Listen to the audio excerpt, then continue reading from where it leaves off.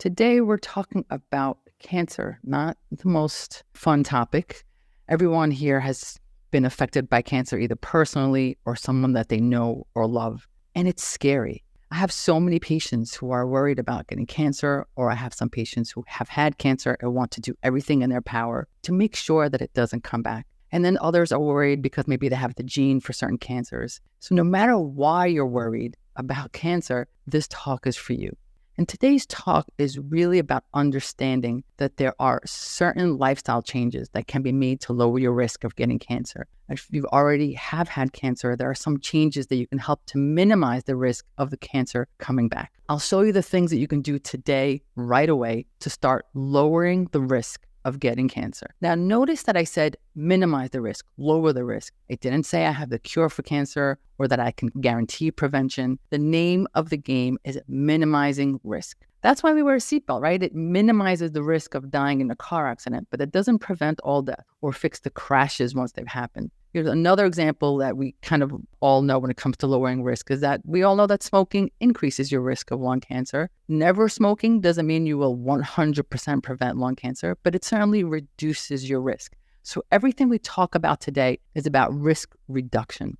It's about reducing the risk of disease. That's what we talk about kind of every week is what do I need to do to risk the cause of a certain disease, right? Whether it's autoimmune or Alzheimer's, we talk about this week after week after week. And the same is true here. What we're covering today is how to reduce the risk of cancer and increase the possibility that we will lead long, healthy lives. So today I'm going to show you the things that you can do to help minimize the risk of getting cancer.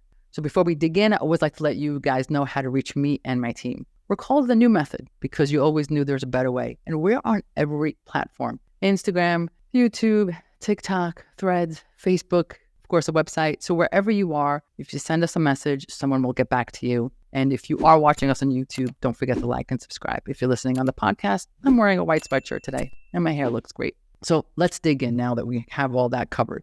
Cancer is the second most common cause of death throughout the world. Cardiovascular is the first. And while there's been amazing medical advances in recent years, no question, we're still likely to see some 20 million new cases by 2025. So we're advancing, but we're also seeing more cases. What is cancer? Cancer is a term that refers to a group of diseases that are characterized by uncontrolled growth and division of cells, right? So we have cells that are constantly dying and turning over in our body. That's normal. But when we have an uncontrolled growth, uncontrolled cell division, that's cancer. And then these cells can invade and destroy nearby tissues, and they can also spread to other parts of the body. That's something called metastasis. So as I said, normal cells in the body grow, divide, and die in a controlled and orderly fashion as part of the body's natural process. But in cancer, this normal process goes haywire. Sometimes it's genetic mutations, but sometimes there's other factors that come in that disrupt this controlled cell growth and division, which leads to cancer. And that's kind of what we're going to focus on, is those factors. Now, one of the major advances that we've seen over the last few decades is that we now understand that there are changes that we can make to our lifestyle right now to minimize that risk. Those factors that disrupt that cell growth and division, we want to hone in on that and see what we could do to change that, because we've come to understand that certain things we do in life increase the chance that this process will go haywire, and certain things we could do to help reduce the chance of this going haywire, right? So let's go for an obvious one. We're kind of right off the bat, so you know what I'm talking about. Smoking. We know that smoking increases your risk of lung cancer. Like, duh, who doesn't know that, right? But believe it or not, there was a time we did not know this. It was only in the 1950s that there were actually studies done to show the link between smoking and lung cancer. And now we know that 85% of lung cancers are caused by smoking. And we also know if someone quits smoking, after 10 years, the risk of getting lung cancer goes down by half compared to people who are still smokers. So we know all this. And over the years, we're discovering that there are more and more things just like that wasn't obvious before the 50s and which is now super obvious. We're discovering that there's more things we can add to that list that if we're exposed to, they're going to increase our risk of cancer. And on the positive side, there are more and more things that we can do to help lower our risk of cancer. And this is important because the goal of this is always to empower us, empower you, my game changers, to make changes to improve your ability to stay healthy. And that's what we do in functional medicine. We're constantly looking at the root cause for any disease, including cancer. Because if we can find the root cause And then maybe we could start thinking of ways to reduce the risk. Now, if you're already dealing with cancer, you should be using all the treatments of conventional medicine, okay? This is not an either-or conversation. Do every single thing the oncologist is recommending. But what I'm proposing is that you consider adding a functional medicine approach to create an integrative approach, right? By all means, take the medications, do the treatments, but also implement the things that I'm going to be talking about today to increase your odds of beating your current battle and help reduce the chances of recurrence. I just had this conversation with my patient yesterday who was diagnosed. Of course, we're going to hold her hand and make sure she goes through all the treatments. We're thinking of you if you're listening today. But we're also going to start implementing lifestyle changes to make sure she gets through this battle. Okay, so if you're dealing with it, this is still for you. Conventional medicine has made huge strides in how it treats cancer, right? So please be sure to do what your oncologist recommends. But for some reason, conventional medicine doesn't seem to recognize how much of an impact your life choices can make on the treatment and the prevention from recurrence. I can't tell you how many of my patients who are actively getting treatment for cancer are advised by their docs that it doesn't matter what they eat or what vitamins they take. It doesn't make a difference. It doesn't make any sense. Because at the same time that people are saying that, the American Cancer Center recognizes that there's a significant proportion of cancers that are caused by modifiable lifestyle factors. Let me just give you a quick list of what the American Cancer Society has agreed, obviously, that are connected to risk of cancer. Okay, and from that, we're going to extrapolate everything else. So we already discussed smoking. Smoking introduces carcinogens into the body, which changes our chemicals, damage DNA. Diet. This is from the American Cancer Society. Diets high in processed foods, sugar, unhealthy fats leads to chronic inflammation and oxidative stress. And guess what chronic inflammation and oxidative stress does? Damages DNA, promotes the growth of cancer cells. Physical inactivity. Lack of physical activity can lead to obesity and insulin resistance. We know this, but did you know that this insulin resistance elevates insulin and something called insulin-like growth factor, IGF levels, which is associated with increased risk of breast and colon cancer. Alcohol is metabolized in the body. We drink it, we're feeling kind of happy, but that gets metabolized. And when it gets metabolized, it goes into something called acetaldehyde, which is a carcinogen. The acetaldehyde can damage DNA and impair the body's ability to repair, increasing the risk of mouth cancer, throat cancer, esophageal cancer, liver, and breast. UV radiation exposure. UV radiation damages the DNA in skin cells, leads to mutations in skin cancer. It also promotes free radicals, which further damages DNA. And of course, there's infections, viral infections like HPV can disrupt the DNA. Chronic hepatitis B and C. Here's one that you might not have considered, obesity. The adipose tissue, the fat tissue, adipose is a fancy word for fat, produces inflammatory molecules. And it also produces hormones such as leptin and adiponectin. And all this creates this chronic inflammation, chronic hormonal imbalance, which can lead to development of cancer. And of course, we have environmental toxins. There's some obvious ones, asbestos, radon exposure, etc. So we know that smoking, alcohol, UV rays, toxins, chronic infections, diet, exercise, obesity can affect your risk of getting cancer. Now, if you watch any of my episodes, this is pretty much all we talk about every time. We talk about nutrition, we talk about sleep, we talk about stress, we talk about movement as it relates to the gut, skin connection, the gut-brain connection, your gut hormone connection. We discuss this week after week after week over years on this podcast. We discuss how what we put into our body can cause these diseases. Hey, I'm dealing with psoriasis. Hey, I'm dealing with brain fog. Hey, I'm dealing with an autoimmune issue. Why would we think anything else when it comes to cancer? Who in their right mind can conclude, oh yeah, sugar every day? Of course that's going to cause diabetes. But no, it has no effect on cancer risk. Oh, obesity? Sure. That's a lot on the heart. Maybe it's going to cause blood pressure. But cancer risk? Nah. Movement? Sure. That's important for your lungs, for your cardiovascular. But nope, no connection to cancer, right? It doesn't make sense. Of course it doesn't make sense. And like I said earlier, so many patients come in working with top-notch oncologists and other amazing specialists who tell them it doesn't matter what you eat. You want to eat a donut, it won't matter. But it does matter. And they keep telling them, eat the standard American diet. None of it matters. But how does that make sense? So I think you're beginning to understand, right? Stress, movement, nutrition, supplements, everything we talk about here week after week will affect your risk of getting cancer, beating cancer, making sure it doesn't recur.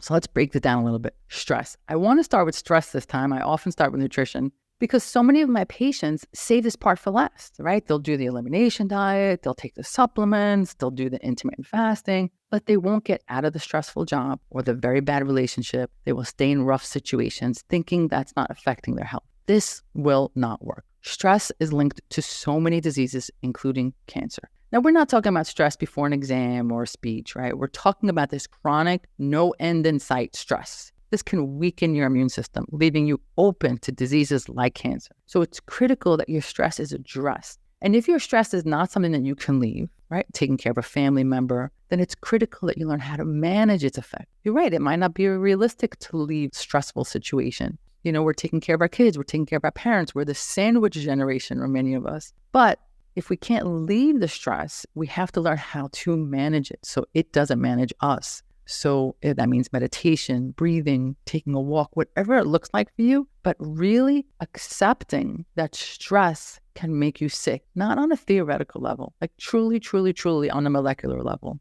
Research shows now that chronic stress actually can make cancer spread faster, especially in ovarian, breast, and colorectal cancer. When the body becomes stressed, neurotransmitters like norepinephrine are released, which stimulate cancer cells. Chronic stress also means if you're constantly on the go, freaking out, everything's a mess, it also means you're less likely to make the changes necessary to lead a healthy lifestyle, to take a moment for yourself. If you're busy running around taking care of everyone else, are you going to meal prep? Probably not. Are you going to remember to take your supplements? Probably not. Are you going to make time to move? Probably not. So stress ups your risk for everything because you can't take care of yourself, right? It ups your risk now for digestive problems, ups your risk for depression. All of these things cause inflammation and again, creates an environment for cancer to grow.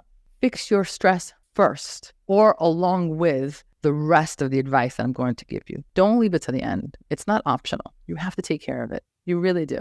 Now, before I get to what to eat, what not to eat, what supplements to take, let's also talk about movement because, again, this is something that many of my game changers leave last on the list. And notice I said movement. I'm really careful not to say exercise because everybody's movement is different. Movement can lower cancer risk, first of all, because it helps control weight, right? So we've already discussed the connection to obesity. It can reduce certain hormones, reduce insulin, strengthen the immune system. There's a study done by the American Cancer Society found that leisure time physical activity was associated with a significantly decreased risk, breast cancer, colon cancer, esophageal cancer, liver cancer, stomach cancer, kidney cancer, myeloid leukemia. Right there, just with increased leisure time physical activity. I'm not talking about joining the craziest gym and going to the max, just increase of activity. In addition, physical activity was associated with a decreased risk of multiple myeloma, blood cancers, and cancers of the head and neck, rectum, bladder, and lungs. So this is just what the research shows, okay? So of course, it is decreasing our risk.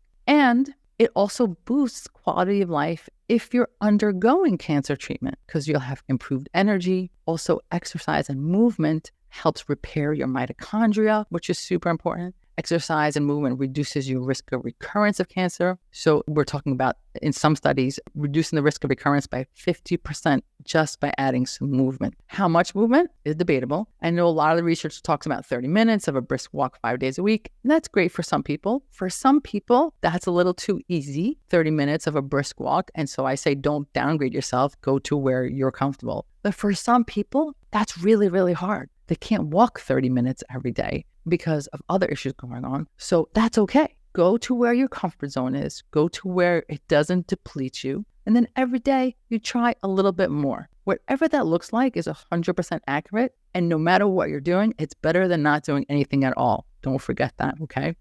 So we talk stress, we talk movement. Let's talk a little bit about toxic burden. Okay, toxic burden is all the things that you're putting in your system, the poor diet, the lifestyle choices. These are major factors in the development of cancer, but they're not the only ones. We're also talking about everything we're exposed to in the modern world. So, the scents and the perfumes and the chemicals in the air, what we drink, what food we consume. Now, here's the thing. Our body constantly detoxes all day. It does it automatically. You don't need a special detox protocol. You don't need, a 30 to 60, 90-day detox thing.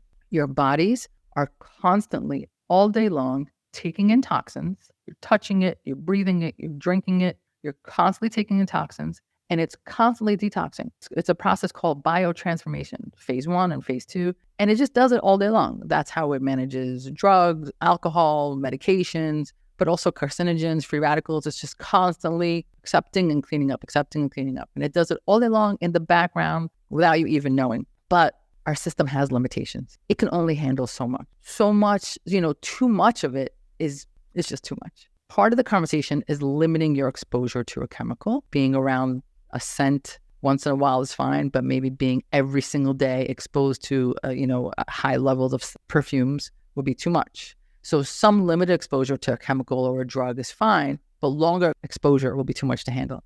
Now, this system, so we're talking about less exposure, that would be ideal, but also recognizing that the system is constantly working and that we need to support it. We need to help it along. So guess what helps supports this constant natural detox pathway?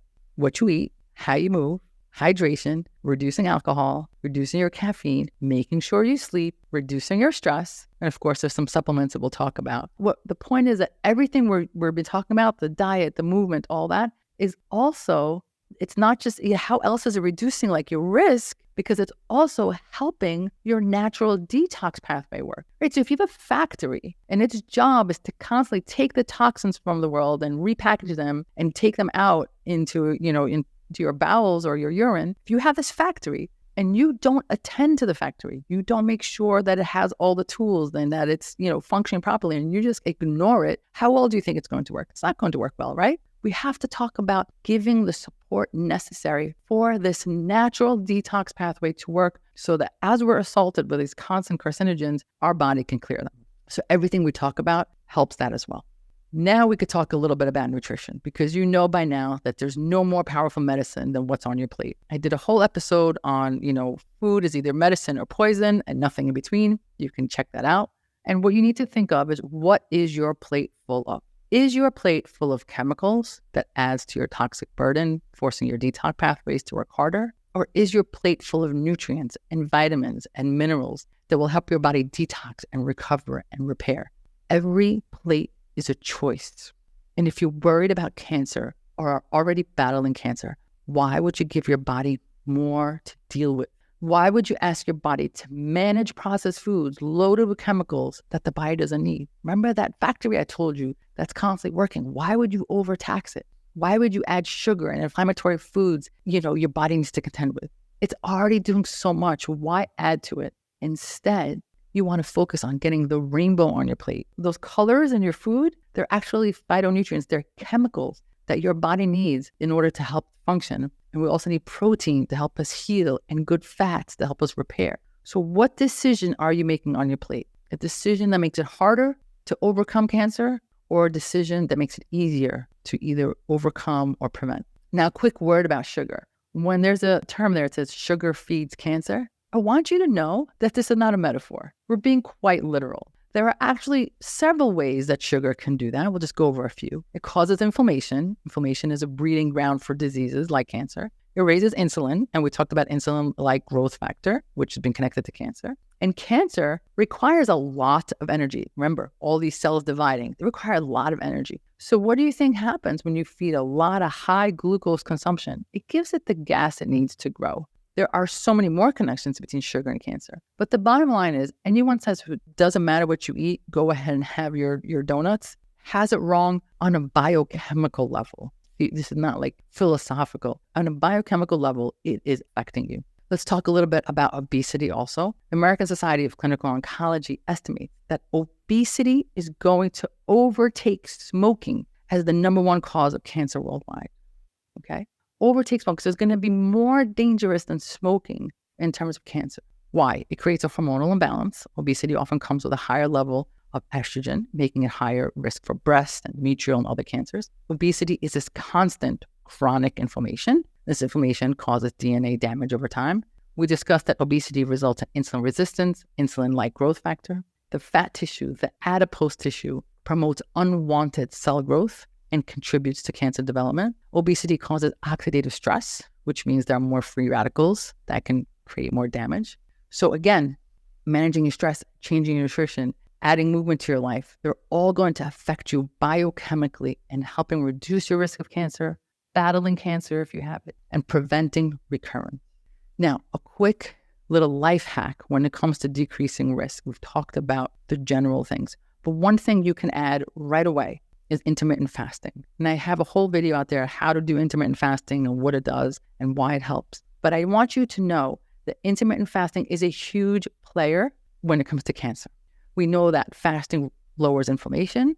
It lowers oxidative stress, right? Which are the things that we know that are part of the cancer picture. And it's one of the main things that has been shown to help improve longevity when we cut back on the hours that we eat. Okay, so something to consider, just something quick that you can implement right away. What we found is that when you are fasting, you're burning your fat, which basically, in a quick sense, kind of starves off some cancer cells, shrinks cancer cells. There's a lot of studies between intermittent fasting and cancer. So whenever possible, add intermittent fasting into your life. It's amazing for your immune system in general, and is just going to help you get to where you're going. Now, of course, no talk will be complete without supplements, because I know you guys always want to know about supplements. And you know I'm going to say this. I know you know this because you're my game changers. You know this, but I have to say it anyway for anyone new here. There is no supplement in the world that will cure your cancer or guarantee that you'll never get cancer. So if anyone says that, please, please, please run away. But there are supplements that act as antioxidants and anti-inflammatories, which we know are key players in cancer. So that's the focus. So we have vitamin C, super antioxidant, protects cells from free radical damage, supports immune function. CoQ10. Oh my God, CoQ10. The more I learn about CoQ10, the more I want to take a shower in it. Okay. It is amazing. When I first started out 10 years ago, I thought CoQ10 was just a cholesterol conversation. Absolutely not. It's everywhere. It's in mitochondria. It's antioxidant, like CoQ10, just CoQ10. Okay. Omega-3 fatty acids reduce inflammation, which is associated, again, with increased risk of cancer. Glutathione. Super antioxidant. Remember I told you about that factory, that constant detox factory. One of the things that you can do to help that factory is to take glutathione. It's a huge part of that natural detox process that happens in your body. Zinc.